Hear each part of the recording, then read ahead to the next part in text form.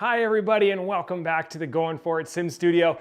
Last week we talked about how to choose a launch monitor by simply simplifying the process so that you can actually get something in your space and being used rather than talk yourself out of something and not making a decision at all. Today we're going to talk about the rest of the simulator. We're going to answer that age-old question of, hey Jeremy, where should I put my money first?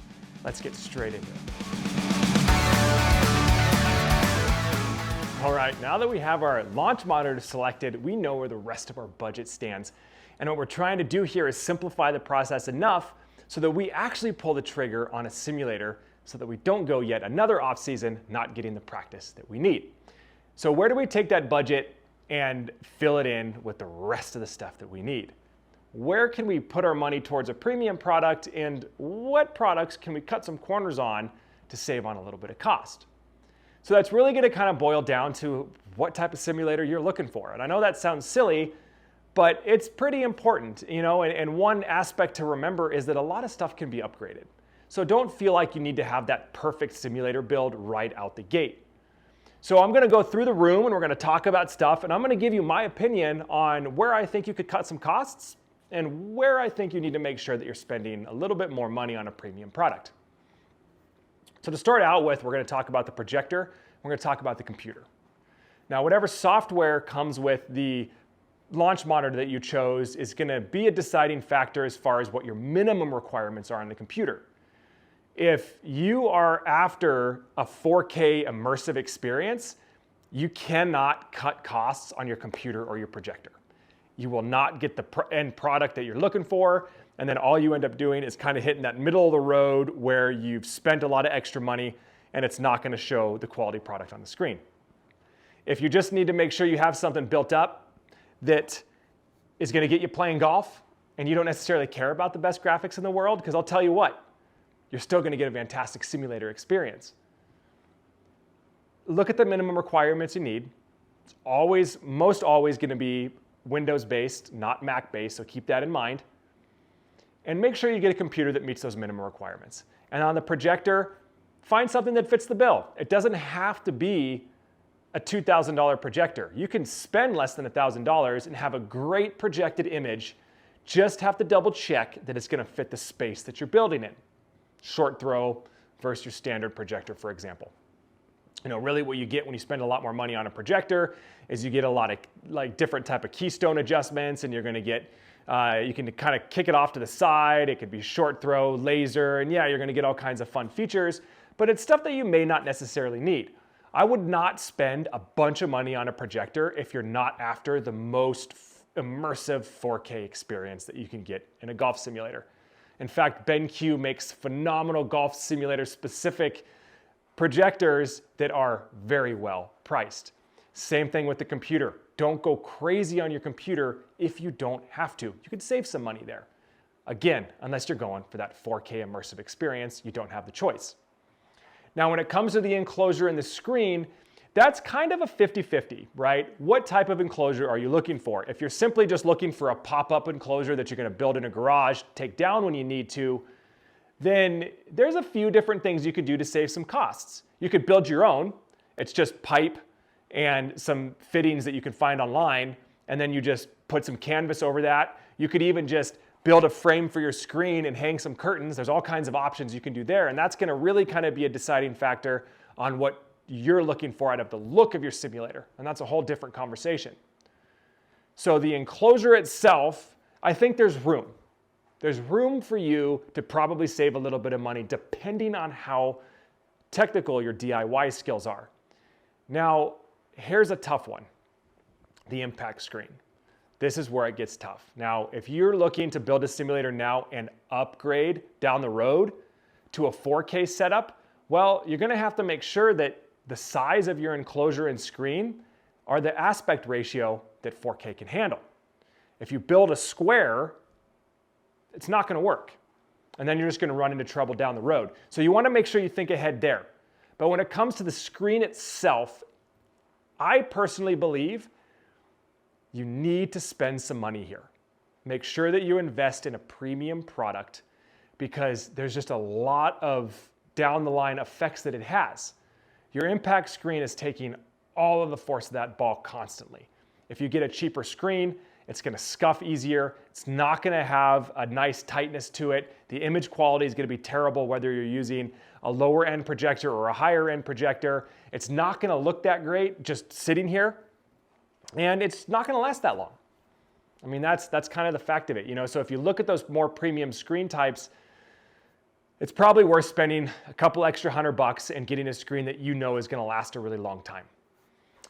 If you're going for an immersive 4K experience, sorry, you don't have a choice. You need to get the best screen you possibly can because it's going to affect the image quality significantly. So now let's move down to what we're hitting off of, our hitting mat. This is an area that I firmly believe you do not need to spend a bunch of money on. Now, you've got Amazon products you can get for $100 all the way up through top of the line products that cost close to $2,000. That's a big range. And what I recommend you do is find something more in the middle. You want to find a hitting mat that has a replaceable hitting strip first and foremost, and then that's just a comfortable price. Because look, if you're hitting off of cheap stuff, it's going to hurt.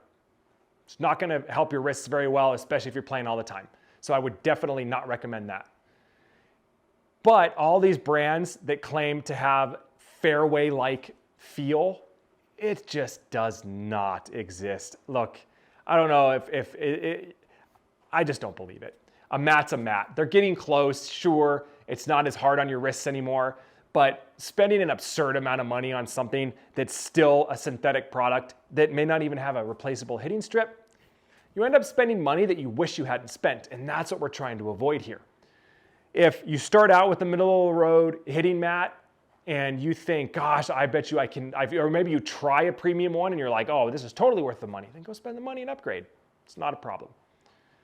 Even if you're just trying to hit balls into a net and get the data off of a launch monitor and that's all you're looking at, I still recommend going a middle of the road hitting mat. Just because you're only hitting into a net, it's not a good idea to hit a bunch of balls off of a cheap mat. If you're trying to build out an entire room, complete the process, the turf that I have around my hitting mat here, I've been actually asked this quite a few times. That's a rabbit hole you can go down. And I went down that rabbit hole when I was building mine because every brand claims to have Augusta-like roll. Don't go down that. This is a place where if I would have spent more than I spent, I would have been really disappointed and almost felt like I wasted the money. I got a great turf. I'll post a link down below to what I got. It's in my build video. It was kind of a lower end turf. It looks fantastic. The roll is great. It still looks new. I'm happy with it. I don't think I would have spent anything anywhere else. And then places that you could upgrade that you don't necessarily need right now. Things like club storage, it's kind of cool to have. I just have this up here because I think it looks kind of fun. You could use your bag. You don't have to spend money on that yet. It's really nice to have storage somewhere in the sim. You see there's like cabinetry and stuff. I really like that. I found a really cheap rolling cabinet on Amazon for $150 that works perfectly. And then like a touch screen, you know, you don't need a touch screen. They're nice to have. A lot of simulator software is designed around a touch screen. So when you have that spare cash, you can invest in that, but by all means, it doesn't have to be right away. You don't have to put sound in. If you have the ability to do that, if you have an old sound bar laying around, it's great to have that ambient golf course noise. It's kind of cool. And then when you turn your simulator into a movie theater, you have fun sound, right? To kind of help build that immersiveness, if that's what you're trying to do, right? It really depends. That's really it. That's your whole simulator. It goes quick. The money goes quick, but there are definitely places you can save a little bit of money by cutting some corners. But keep in mind that, you know, there's places I highly recommend actually investing in premium products. So to summarize all that, if you're looking at an immersive 4K experience, you just cannot cut corners on your projector, your computer, and your impact screen. If you're out there just trying to get a simulator built so that you play this winter and you get that practice in and you want to have fun in a simulator experience, you can go middle of the road on your computer and your projector Everybody should go middle of the road on your impact screen, and then to continue your golf build, just put a little bit of money into your screen. Just remember, the more money you put into the screen, the longer it lasts and the better it's gonna look for long term. That should get your simulator built and you're ready to play this winter. Now keep in mind, if you don't wanna make any of these decisions and you just wanna be able to buy something and move on, call the folks at Carl's Place. All you have to do is chat with them, give them the dimensions of your area, what you're looking at, what you want, and they will make sure to allocate your money towards parts of the build the right way. I promise they won't oversell you. You'll be comfortable knowing that, hey, this is what I told them I wanted, and this is what came to my door. Please like, follow, and subscribe. I'm gonna keep talking about my experience of golf simulators since this is where I've learned. I haven't even played outside yet. And I love them. I love golf simulation. I want everybody to have a simulator because this is a sport we have to practice more. And this is a great way to get that done. But we can't overcomplicate it. We can't talk ourselves out of it, otherwise we're never gonna have it built. And we can build a simulator with just about every single budget and goal in mind. Until next time, pull the trigger on that simulator. Winter's coming quick. Get your practice in.